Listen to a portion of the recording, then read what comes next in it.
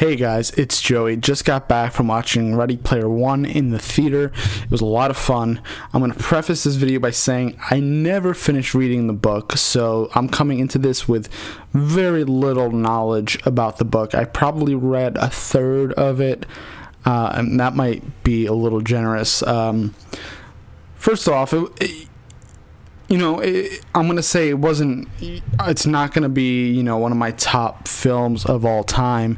This movie, as you could probably imagine if you know anything about what Ready Player One is, it's a wealth of references. It's just, you look in every corner of the screen and you'll see something familiar, or you'll notice, you'll hear something.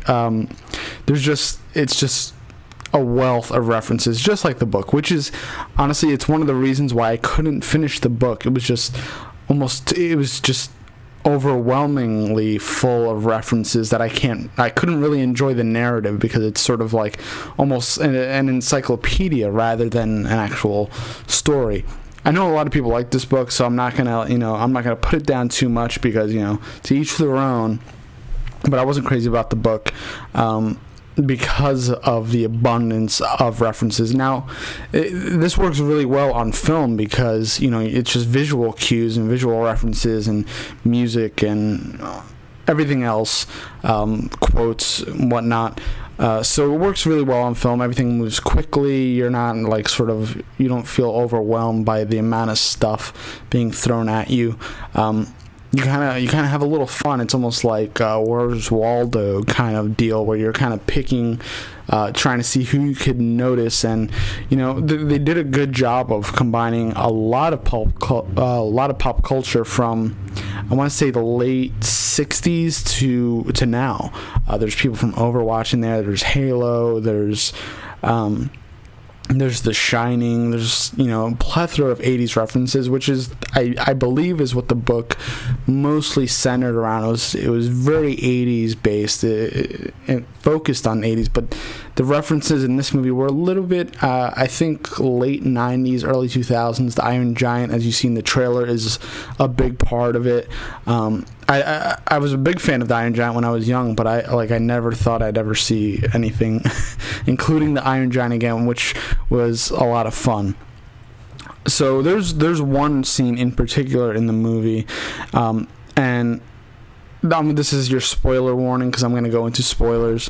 There's one scene in the movie where they go to the Overlook Hotel. That's like one of the levels, and it looks exactly like the hotel in The Shining. It's probably my favorite scene in the whole movie. It just felt super eerie and super weird to see sort of like these weird kind of cartoonish animated characters be in this like very real world, if I could call it that. And I'm not going to give too much away, but there's some stuff happens that you could kind of predict where it's going.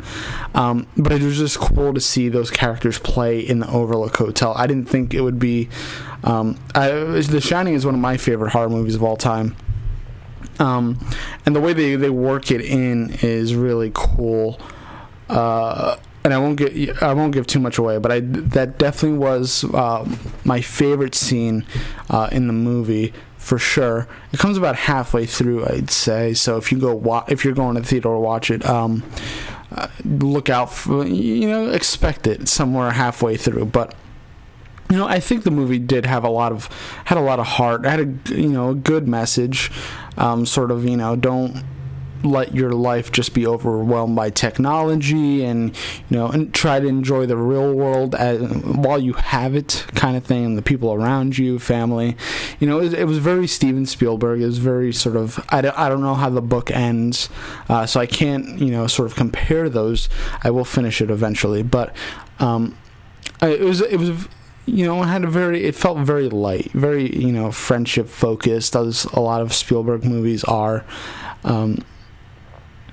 And you felt his touch, you felt his sort of magic. These are kids. They're a little bit older. They're not young kids. They're probably closer to their 20s, at least some of them. But the cast is great. The acting is great.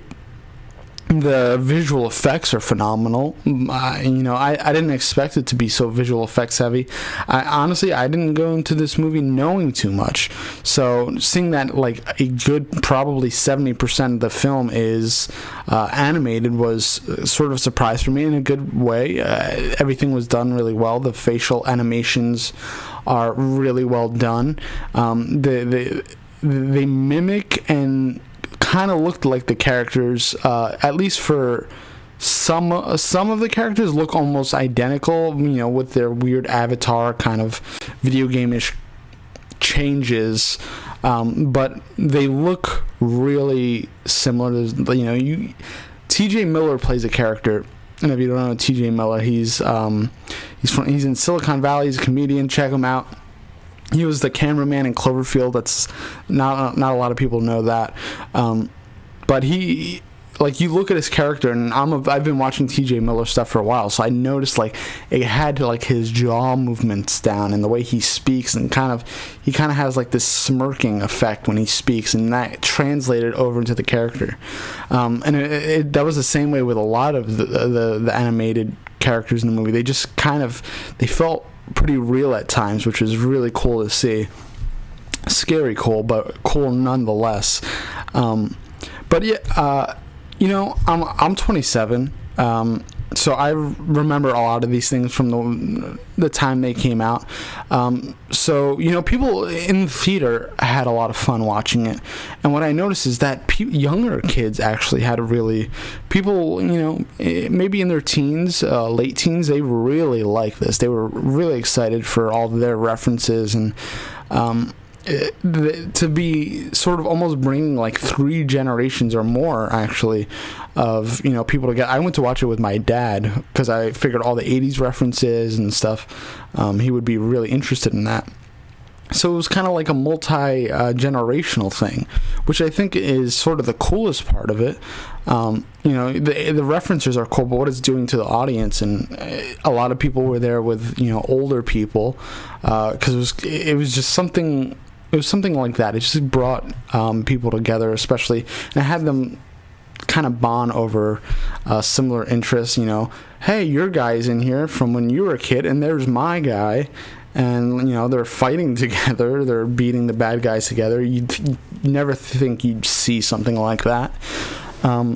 So I think that was probably the coolest part of the experience is seeing how it's sort of sewed in together several generations of pop culture stuff, and having something that people grandfathers, fathers, or mothers and grandmothers, aunts can relate to, like their kids with, or younger people with, because you saw all these characters that they might have loved when they were kids, and you love, there's characters I loved when I was a kid in there, and there was some references that I didn't expect to see, and I had forgotten existed, and that was really fun to see in the movie. So it was just like a really fun nostalgia fest, as well as seeing where tech might be going, because VR is a thing. It's a reality.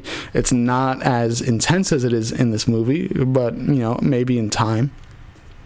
But really, again, the movie's ultimately about our relationship with technology and not losing grip on reality, and sort of appreciating for what it is, even through the future, where we're going to become more and more intertwined with technology, which is a good message for today's world. And hopefully the movie kind of holds up in a couple of years when these things start getting a little more intense and a little more a lot more like the movie, and really advanced and immersive.